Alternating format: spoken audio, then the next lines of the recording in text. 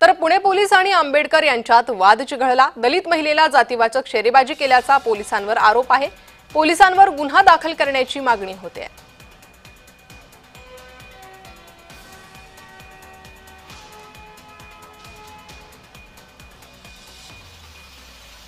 तर पोलिसांवर गुन्हा दाखल करण्याची मागणी होते। दलित महिलेला जातीवाचक शेरेबाजी करण्यात आल्याचा आरोप पोलिसांवर केला गेलाय।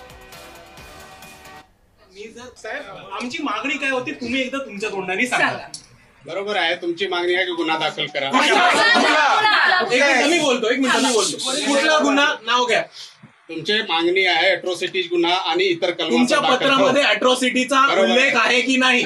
आमच्या पत्रामध्ये आम्हाला जे लीगल कन्सल्टन्सी झाले त्याप्रमाणे आम्ही आपल्याला दिलेले आहे। ऐका ना साहेब, मी जर उद्या चोरीची कंप्लेंट केली तर तुम्ही मर्डरचा गुन्हा तर दाखल नाही करणार आहात ना?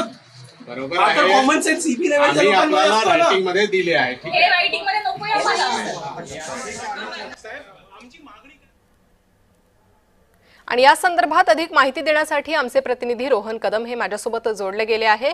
तर रोहन, अद्याप गुन्हा दाखल का होत नाहीये असा महत्त्वाचा प्रश्न उपस्थित होतोय।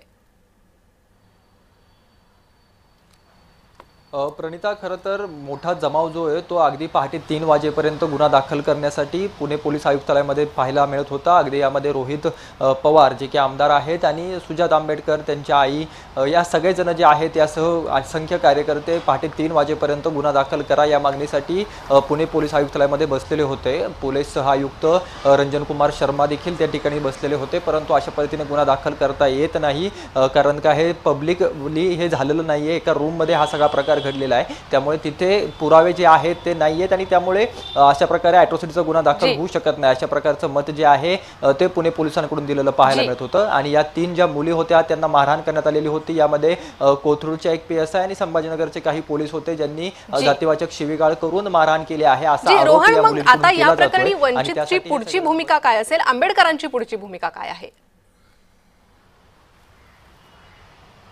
कायदेशीर लढाई जी आहे ती आता आम्ही इथून पुढे लढू अशा प्रकारची भूमिका या सगळ्यांनी घेतलेली आहे। जे पोलिसांनी पत्र दिलेलं आहे त्या पत्राच्या आधारावरती न्यायालयामध्ये जाऊन आम्ही दाद मागणार आणि अॅट्रॉसिटीचा गुन्हा जो आहे तो कोर्टाकडून दाखल करण्याचे आदेश यांना दिले जातील अशा प्रकारची भूमिका जी आहे ती त्यांनी आता घेतलेली आहे।